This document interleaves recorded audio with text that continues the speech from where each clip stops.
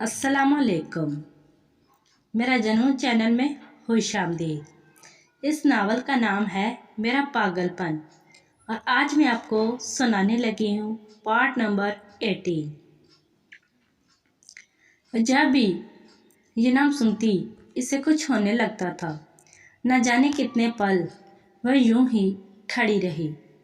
इसके दिमाग में सिर्फ एक नाम चल रहा था, आका। अब आवाज़ आना बंद हो गई थी। इसने फौरन अपनी आंखें खोली थी और अब दरवाज़ा भी खोलकर वो अंदर दाखिल हुई थी। वह शर्ट उतार कर लेटा हुआ था, आंखें बंद करके कि किसी की आहट पर इसने फौरन आंखें खोली और सामने खड़ी अकीदा को देखकर इसे झटका लगा था। जो एक आई बार वो उठकर इसे देख रही थी। थोड़ी ही देर में इसे एहसास हुआ था कि वो बेलबास बगैर शर्ट की है। इसने सामने पड़ी चादर को फौरन ओढ़ा था। इसकी हरकत देखकर अकीदा के हंसी छूटी थी। वो खुलखुलाकर हंस रही थी।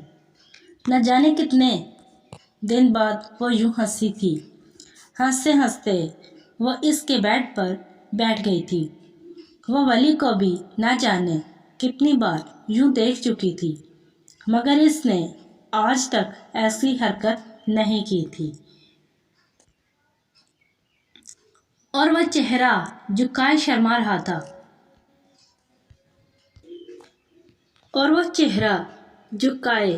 रहा था। इससे नज़र नहीं उठा रही थी। सरीली खन्नैन। वो ये बोलकर फिर हंसी।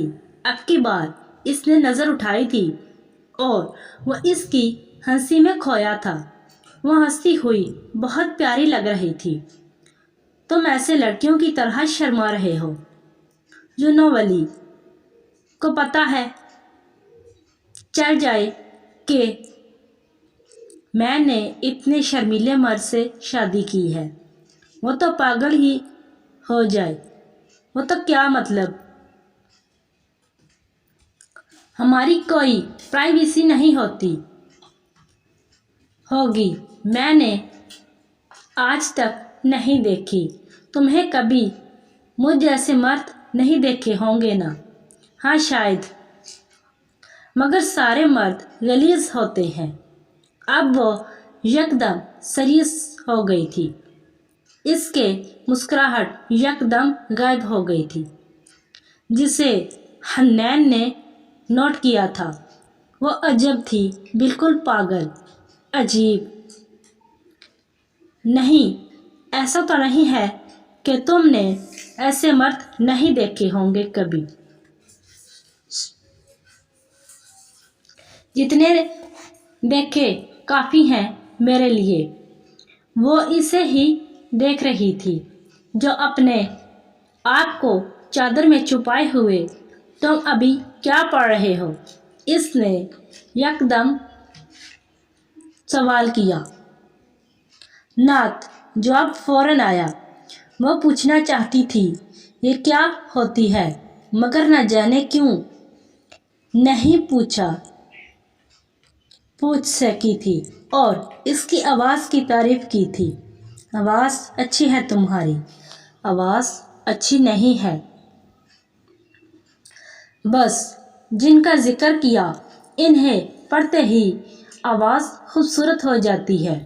वह खोए हुए अंदाज में बोला रहा था और वो इसे देख रही थी, लेकिन इस मौजू में इसे ज़रा सी दिलचस्पी नहीं थी। लेकिन इससे इस मौजू में से ज़रा दिलचस्पी नहीं थी। मुझे तुमसे कुछ कहना है अकीदा। हाँ बोलो।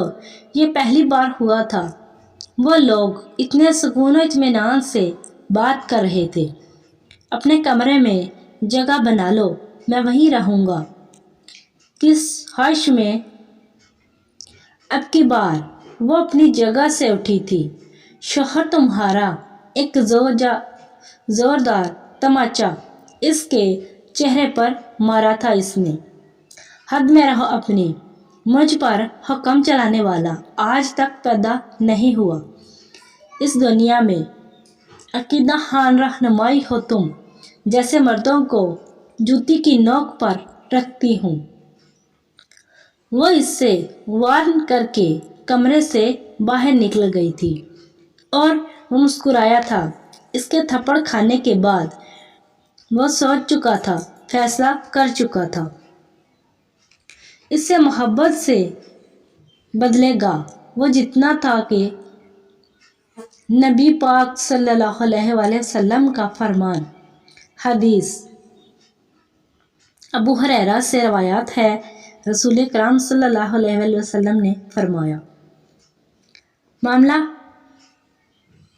کروں عورتوں کے ساتھ بھلائی کا، کیونکہ عورت پسلی سے پیدا کی گئی ہے اور پسلی کا اوپر والا حصہ زیادہ ٹیڑھا ہوتا ہے، پس اگر اسے سیدھا کرنا چاہو گے تو توڑ دو گے، اور اگر اپنے حال پر چھوڑ دو تو ہمیشہ ٹیڑھا رہے گا۔ پس معاملہ کروں عورت کے ساتھ بھلائی کا۔ بخاری مسلم۔ سب ہی جانتے ہیں کہ عورت کو مرد کی پسلی سے سیدھا کیا گیا تھا اور اوپر والی جو ٹیڑھی ہوتی ہے، ہر عورت میں تھوڑا ٹیڑھا پن ہوتا ہے، یوں کہ یہ بات اللہ اور اس کے رسول صلی اللہ علیہ وسلم نے فرمائی ہے، ہر جگہ حاصل ہو جاتی ہے۔ محبت سے نفرت میں کچھ نہیں رکھا۔ نبی نے فرمایا ہے تو مانو اس کی بات اور اپنی عورت کے ساتھ بھلائی کرو، خیر کرو، تم پر ہی تو مقدم ہوتی ہے۔ وہ جانتا تھا، یہ حدیث عالم تھا۔ وہ پہلے محبت کی تیر چلانا چاہتا تھا۔ اس کے ساتھ جو ہوا تھا، اسے بھلا کر سب اپنے رب ہر چھوڑ کر آگے بڑھ رہا تھا، اپنے ہر غم پر الحمدللہ کہہ رہا تھا۔ وہ سید حنین افریدی تھا، وہ سب جیسا نہیں تھا، وہ سب گوا آیا تھا اور اس ستم گر کو محبت میں بدل دینا چاہتا تھا، کیونکہ وہ ایک عورت ہے، جتنا چاہے سیکھ لے، مارے، مگر مرد